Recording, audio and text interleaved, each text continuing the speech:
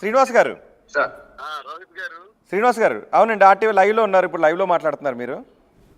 నేను ఇప్పుడు లైవ్ చూస్తున్నాను సార్. ఓకే, అవసరమైతే నేను కొన్ని పాయింట్స్ చెప్తామని. చెప్పండి. హలో, చెప్పండి శ్రీనివాస్ గారు, చెప్పండి, వినిపిస్తుంది. ఇద్దరు అడ్వకేట్స్ కూడా అక్కడ ఉన్నారు. మీరు, మా బ్రదర్ శ్రీధర్ కూడా ఉన్నారు. నా తరఫున ఆయన ఎంతవరకు మాట్లాడారు. నేను అక్కడ వాణి తరఫున ఉన్నటువంటి అడ్వకేట్ గారికి, అలాగే మరో అడ్వకేట్ గారు పెద్దలు ఉన్నారు. ఓకే, నేను తెలియజేసేది ఏంటంటే, నాకు ఒక 20 కోట్ల పైసలకు విలువ చేసేటటువంటి గ్రానైట్ ఫ్యాక్టరీ ఒకటి ఉంది సార్. ఓకే, అది 2006వ సంవత్సరంలో ప్రారంభించాను. ఓకే, అది నా స్వార్జితం. ఓకే, అది దువ్వాడవాణికి రాపిస్తున్నాను. Okay, sorry for the correction. ఆ ఆస్తి ఆల్రెడీ ఎన్నికలకి 25 రోజుల ముందు రిజిస్ట్రేషన్ చేశాం. ఓకే, రిజిస్టర్డ్ డాక్యుమెంట్స్ కావాలంటే ఇప్పుడు మీకు వాట్సాప్ లో పంపిస్తాను. వాణి పేరు మీద రిజిస్టర్ చేసేసారు. వాణి పేరంటే హైందవి, నవీన, ఇద్దరు పిల్లల పేరు. ఓకే, అలాగే వాణి పేరున కొంత భాగం చేశాను. అది 3 భాగాలు చేసేది సార్. ఒక భాగం వాణి పేరున, ఒక భాగం హైందవి పేరున, ఒక భాగం నవీన పేరున. ఓకే, 3 పేరున కూడా చేసేసాను సార్. ఓకే, కాకపోతే ఆ రిజిస్ట్రేషన్ లో ఏదో చిన్న టెక్నికల్ ప్రాబ్లం వచ్చింది. మళ్ళీ మీరు వచ్చి సంతకం పెట్టాలి అని నాకు ఇన్ఫర్మేషన్ ఉంది సార్. ఓకే, తప్పకుండా వెళతాను, సంతకం పెడతాను. ఓకే, నెక్స్ట్ దానిపైన ఉన్న జిఎస్టీలు గానీ ఇంకేమైనా గానీ ఉంటే అవి కూడా నేను క్లియర్ చేస్తాను. Okay, it's my duty. Okay. Number 2, ఏదైతే ఇప్పుడు సెకండ్ బిల్డింగ్ ఉందో అది ఒక 6 కోట్ల రూపాయలతో కట్టినటువంటి బిల్డింగ్. ఓకే, ఆ బిల్డింగ్ లో నేను కూడా ఉండేవాడిని గత 2 ఏళ్ల క్రితం వరకు. ఓకే, 2 ఏళ్ల క్రితం నా దీవాణి తనకు టికెట్ పొందిన తర్వాత నాకు తాళం వేసేసి ఇంటికి రానివ్వకుండా చేసిన పరిస్థితుల్లో నేను లాడ్జిల్లోనూ కారులోనే మాట్లాడుతూ కాలం గడిపాను. ఒక వారం 10 రోజులు. తర్వాత మా అమ్మగారి పిలిస్తే మా అమ్మగారి దగ్గర 1 ఇయర్ ఉన్నాను సార్. ఓకే, ఉన్న తర్వాత ఇప్పుడు నేను ప్రస్తుతం ఉన్నటువంటి స్థలం పార్వతీశం గారి దగ్గర నుంచి కొనుగోలు చేయడం జరిగింది.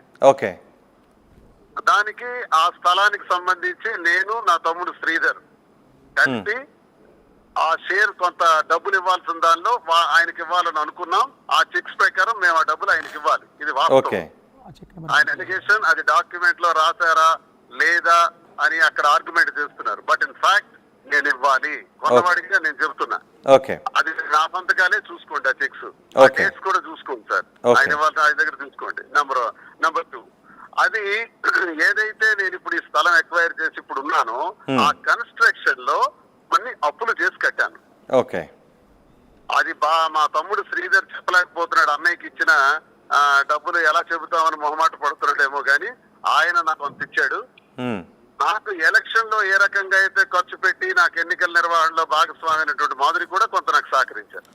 మొత్తానికి ఆ బిల్డింగ్ కన్స్ట్రక్షన్ ఇప్పుడు అండర్ కన్స్ట్రక్షన్, ఇంకా పూర్తి కాల.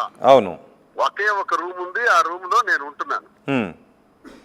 అయితే ఏదైతే 6 కోట్ల రూపాయలు పెట్టి కట్టించినటువంటి ఇల్లు, 2వ పాయింట్ కింద ఉన్నటువంటి ఇల్లుందో ఆ ఇంటికి తాళం వేసి నాకు రానివ్వకుండా చేసిన తర్వాత ఈ నిర్మాణం చేసుకోవాల్సిన అవసరం వచ్చింది సార్. ఓకే, అది ఈ పరిస్థితుల్లో ఇలా ఉండగా 3వ పాయింట్ ఏంటంటే పిల్లల చదువులకు సంబంధించి ఒక పాయింట్ అడిగారు. పిల్లల చదువులకు సంబంధించి వాణి అడగటము, నేను సమాధానం చెప్పడం అది చాలా అసభ్యంగా ఉంది, అసహ్యంగా ఉంది. పిల్లల బాధ్యత నాదే. పెద్ద పాపకి అంగరంగ వైభవంగా మ్యారేజ్ చేశాను, డాక్టర్ ని చేయించాను. రెండో పాప కూడా మెడిసిన్ కంప్లీట్ అయింది. ఆ పాపకు కూడా బ్రహ్మాండంగా మ్యారేజ్ చేయాలి. చేస్తాను, పీజీ చేస్తానంటే పీజీ కూడా చేయించాలి. ఓకే, 3వ డిమాండ్ 100% క్లియరెన్స్. అది నేను చేసుకుంటాను, అది నా బాధ్యత తండ్రిగా. ఓకే. ఇక 4వ పాయింట్ ఏంటంటే, 4వ పాయింట్ డివర్స్ కి సంబంధించి చెప్పారు సార్. సరే, అది కోర్టులో తేలుతుందా లేకపోతే మ్యూచువల్ గా తేలుతుందా అన్నది వాళ్ళ ఇష్టం. వాళ్ళు ఎలా తెచ్చుకుంటే వాళ్ళు తెచ్చుకుంటారు. వాళ్ళ ఇష్టం బట్టి ఉంటది. వాణి గారు లాయర్ కూడా నేను ఈ విషయం చెప్తున్నాను. 5వ పాయింట్ ఏంటంటే, ఇప్పుడు నా దగ్గర ఇల్లు ఉంది సార్. ఈ ఇంటి పైన నేను ఎంతైతే పార్వతీశం గారికి ఇవ్వాలో, మా తమ్ముడు శ్రీధర్ కి ఇవ్వాలో, మాధురికి ఇవ్వాలో ఇవ్వాల్సిన డబ్బు లెక్క తెచ్చి వాళ్ళకి ఇచ్చినాక ఈ ఇల్లు నాకు స్వంతం అవుతుంది. రిజిస్ట్రేషన్ అయితే నా పేరున ఉండొచ్చు, ఇది నా స్వార్జితంగా డాక్యుమెంట్ ప్రకారం మీ దృష్టిలో, లాయర్స్ దృష్టిలో, న్యాయస్థానం దృష్టిలో నా పేరును ఉండొచ్చు. కానీ దాని పేరున కొంత అప్పు ఉంది, అప్పు తీర్చాలి. నెంబర్ 1.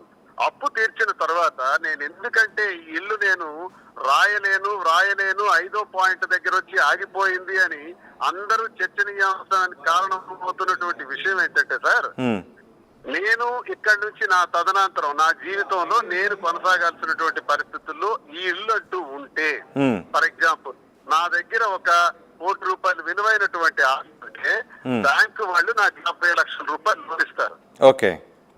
ఆ 50 లక్షల రూపాయల లోనుతో ఇల్లు డబ్బులు కూడా లేకుండా మిగిలిపోతున్నటువంటి నేను ఏదైనా వ్యాపారం చేసి పాపకి పీజీ చదివించాలి, పెళ్లి చేయాలి. అంతేకాకుండా నా జీవితం ఉండాలి, నా రాజకీయ జీవితం కూడా ముందుకు నడవాలి. బ్రతుకున్నంత కాలం, ఈ బ్రతుకున్నంత కాలం నేను ఇప్పుడు ఎవరికైనా వీలునా ఎన్ని ఆస్తులు రాసిన తర్వాత సుమారు 30 కోట్ల రమారమి 30 కోట్ల వరకు విలువైన ఆస్తులు రాసిన తర్వాత, అది కాక ఈ మధ్యలో ఒక 14-15 నెలల కాలంలో ఈ గొడవ వస్తున్నటువంటి కాలం నుంచి 1,18,00,000 రూపాయలు ఆన్ రికార్డ్ ట్రాన్స్ఫర్ చేశాను వాళ్ళ ఖర్చుల కోసం. ఓకే. అంతేకాక మరొక 18 లక్షల వరకు కూడా ఇచ్చాను, అంటే 1,40,00,000 ఇంతవరకు ఇవ్వటం జరిగింది. నేనేమంటానంటే అసలైన పాయింట్, ఫైనల్ పాయింట్ మీకు చెప్పదలుచుకున్నాను. నేను ఫర్ ఎగ్జాంపుల్ వీలునామా గాని లేకపోతే సెటిల్మెంట్ డీడ్ లో గాని రాశాను అనుకోండి, నేను వ్యాపార పరంగా ఏదైనా చెయ్యాలి అనుకుని ఆర్థిక ఇబ్బందుల్లో ఉన్నాం కాబట్టి ఏదైనా వ్యాపారం నేను చేసి తీరాలి, లేకపోతే ఈ పనులన్నీ నేను చేయలేను. నా దైనందిన జీవితానికి కూడా నష్టం జరుగుతుంది. నేను బ్యాంకు వారి దగ్గరికి వెళ్ళి లోన్ పెట్టేటప్పుడు ఈ ఆస్తి మీద నేను ఎవరికైనా తనఖాలు ఇచ్చానా, ఎవరికైనా వీలునామా రాశానా, ఎవరికైనా సెటిల్మెంట్ డీడ్ లో రాశానా, అది రిజిస్టర్డ్ డాక్యుమెంట్ లో అట్రాక్ట్ అవుతుందా అని బ్యాంక్ వారు ఇన్ఫర్మేషన్ తీసుకునేటప్పుడు ఈ బిల్డింగ్, ఈ 5వ బిల్డింగ్, నేను ఉంటున్నటువంటి బిల్డింగ్ సంబంధించి లీగల్ ఒపీనియన్ కి పంపించినప్పుడు ఆ లీగల్ ఒపీనియన్ లో దువ్వాడ శ్రీనివాస్ వారసత్వంగా ఈ ఆస్తి తన పిల్లలకు చెందుతుందో భార్యకు చెందుతుందో అని రాశాడు, వాళ్ళు కూడా సంతకం పెట్టాలి అని ఒకవేళ వస్తే, వాళ్ళు పెట్టకపోతే నేను ఎక్కడికి పోయి చావాలి అని అడుగుతున్నాను సార్. మీ ద్వారా సభ్య సమాజానికి, ఆ వాణి గారి లాయర్ కూడా నేను స్పష్టంగా అడుగుతున్నాను. నాకు టెక్నికల్ ప్రాబ్లం వస్తే ఈ ఆస్తి ఉండి కూడా నేను ఇప్పుడున్నటువంటి అప్పుల్ని తీర్చలేక వాణికి నేను రాస్తున్నటువంటి ఆస్తులన్నిటికీ ఉన్న అప్పులు తీర్చాలి ఒకవైపు, 2 పిల్లలకు పెళ్లి చేయాలి, 2వ పాపకు పెళ్లి చేయాలి, చదివించాలి పీజీ అదో వైపు. ఇవన్నీ చేయాలంటే నాకేమైనా చెట్లకి డబ్బులు రాస్తాయా సార్? అప్పు చేసి వ్యాపారం చేస్తేనే డబ్బులు వస్తాయి సార్. ఒకవేళ ఆ వ్యాపారం సక్సెస్ కాకపోతే నష్టపోతాం సార్. అది బ్యాంకు కట్టుకోవాల్సి వస్తుంది సార్. నాకున్న నాలెడ్జ్ తో, నాకున్న శక్తితో నేను వ్యాపారం చేయగలిగి అందులో సక్సెస్ అవుతానని నమ్మకం ఉంది సార్. ఆ నమ్మకంతో నేను వ్యాపారం చేయడానికి నాకు ఎవడైనా రూపాయి ఇవ్వాలంటే ఈ బిల్డింగ్ మీద కూడా ఈ లిటిగేషన్స్ ఉంటే నేను ఎలా చేయాలో దయచేసి వాణి లాయర్ గారు దయచేసి లీగల్ రిపోర్ట్ లో రేపు బ్యాంకుకి ఇవ్వాల్సి వస్తే బ్యాంక్ లీగల్ ఒపీనియన్ కి పంపిస్తే ఆ లీగల్ ఒపీనియన్ లో పర్వాలేదు, మేము దువ్వాడ శ్రీనివాస్ కి లోన్ ఇచ్చేస్తాం, ఆయన ఎవరికైతే రాశారో వీలునామా రాశారో లేదా సెటిల్మెంట్ డీడ్ లో రాశారో ఆ సంతకాలతో మాకు సంబంధం లేదు అని ఆర్బీఐ రూల్స్ ప్రకారం బ్యాంకు వారు చెప్తారా సార్? చెప్తారు. ఆయన మాట్లాడుతున్నారు అంటే నేను చావాలా సార్? నేను ఆయన అంటున్నారు మీడియా మీద బేస్ చేసి మనం మాట్లాడాలి అంటున్నారు. మీడియా మీద బేస్ చేసి అడల్టరీ అన్న దానికి అంగీకరించాల్సినప్పుడు వాణి చెప్పారు కదా, నువ్వు పలాసలో ఎల్లుండు, టెక్కల్లో ఉండడానికి వీలు లేదు, మరి దాన్ని ఎందుకు కన్సిడర్ చేయకూడదు? మీడియాలో క్లియర్ గా చెప్పారు, నువ్వు టెక్కల్లో ఉండకూడదు, పలాస ఎల్లు మాధురితో ఉండంటున్నారు. ఇంకెక్కడైనా నేను మాధురితో ఉండొచ్చట.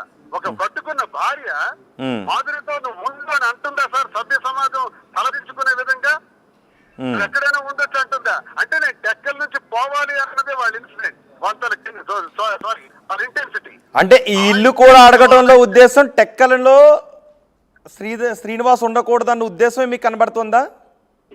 నా తాలూకా అభిప్రాయం, నేను టెక్కల్లో ఉండకూడదు అన్నది వాణి కూడా చెప్పింది, ఈ మధ్య మీడియాలో చెప్పింది. అదెందుకు ఎవిడెన్స్ కింద మరి వాణి గారు లాయర్ తీసుకోరు అని అడుగుతున్నాను నేను. నేను అన్నది ఏంటంటే సార్, టెక్నికల్ ప్రాబ్లమ్స్ ఉండేటప్పుడు, లీగల్ ప్రాబ్లమ్స్ ఉండేటప్పుడు నాకు బ్యాంకు వాడు లోనింగ్ కూడా చేయడు. నేను ఎవరికైనా మీ దగ్గరకే వచ్చి అప్పు అడిగాను అనుకోండి, మీకు అప్పు ఇవ్వాలనే ఉంటది. అప్పు ఇవ్వాలని ఉండేటప్పుడు ఆస్తిని చూసి ఇవ్వాలని ఉంటది. మరి నాకు ఈ ఆస్తి నాకెవరికో రేపు పొద్దున్న నాకు హత్య ప్రయత్నం లేకపోతే రేపు పోవటమో న్యాచురల్ డెత్ నాకు జరిగింది అనుకోండి, అప్పు ఎవరు తీర్చాలి? వారసత్వంగా వచ్చిన వాళ్ళే తీర్చాలి. ఉమ్, అంటే నేను ఎవరికైతే వీలునామా రాశానో వాళ్ళు తీర్చాలి. ఉమ్, మరి తీర్చాలనుకునేటప్పుడు వాళ్ళ సంతకాలు కూడా ఎంట్రీ అవ్వాలి. ఉమ్, వాళ్ళు కూడా బ్యాంక్ లోనికి నేను వెళ్ళేటప్పుడు వాళ్ళు కూడా ఇన్వాల్వ్ అవ్వాల్సి వస్తుంది. గొడవల మీద నలిగినటువంటి ఏ ఆస్తి పైన వాళ్ళు రేపు సంతకాలకు వస్తారన్న నమ్మకం ఉందా? కోర్టులో లిటిగేషన్ అయిన తర్వాత ఇదంతా ఆ పరిస్థితికి దారితీస్తుందని నమ్మకం ఉందా? నేను ఎలా బ్రతకాలి సార్? నేను వ్యాపారం చేయాలంటే కూడా నాకు ఒక రూపాయి అయినా నా చేతిలో ఉండాలి కదా సార్. రూపాయి ఉంటే ₹1 ఎవడైనా లోన్ ఇస్తాడు సార్. ఓకే, రూపాయి లేకపోతే నాకు ఎవడిస్తాడు సార్ అప్పు? యా. శ్రీనివాస్ గారు, ఇది నా ఆర్గ్యుమెంట్. శ్రీనివాస్ గారు, ఓకే, ఒకవేళ ఆ ఇంటి విషయం తేలకపోతే మొత్తం ఈ వివాదం ఏదైతే ఉందో అది మళ్ళీ మొదటికి వస్తుంది, రైట్? మరొక మాట కూడా నేను చెప్తున్నాను సార్. 4 పాయింట్లు నేను ఒప్పుకున్నాను. 5వ పాయింట్ ఇల్లు ఇవ్వను అని కరాఖండిగా చెప్తున్నాను. ఓకే, కాదు అని వాళ్ళు ఆర్గ్యుమెంట్ చేయాలనుకుంటే వారి లాయర్ గారి ద్వారా let them proceed to court of law. Okay, contest చేయడానికి మీరు రెడీ అయిపోతున్నారు. కోర్టుకు ప్రొసీడ్ అవ్వమనండి. కానీ ఇంటి దగ్గర ఇలా కూర్చొని అసభ్యకరంగా ప్రజల ముందు నాకు డ్యామేజ్ చేసేటట్టు, నా క్యారెక్టర్ డ్యామేజ్ చేసేటట్టు. సార్, మొదటి రోజు వచ్చేటప్పుడు నాన్న అని పిలవడానికి పిల్లలు వచ్చారు అని చెప్పింది. రెండో రోజు వచ్చేటప్పుడు మాధురి DNA టెస్ట్ గురించి మాట్లాడింది. మూడో రోజు వచ్చేటప్పుడు నువ్వు టెక్కలిపోవాలి అన్నది. 4వ రోజు వచ్చేటప్పుడు నువ్వు MLC రాజీనామా చేయాలి అంటుంది. 7వ రోజు 8వ రోజు వచ్చేటప్పటికి నాకు ఇల్లే కావాలంటుంది. What is their demand sir అసలు? ఓకే, శ్రీనివాస్ గారు, నేను ఒక నెంబర్ నుంచి కాల్ చేస్తున్నాను. ఒకసారి ఆ నెంబర్ నుంచి కాల్ చేస్తాను, లిఫ్ట్ చేయండి. ఇది కట్ చేస్తాను, వెంటనే కాల్ చేస్తాను. లాస్ట్ నెంబర్ కూడా 707 ఉంటుంది. నేను ఆ నెంబర్ నుంచి కాల్ చేస్తున్నాను.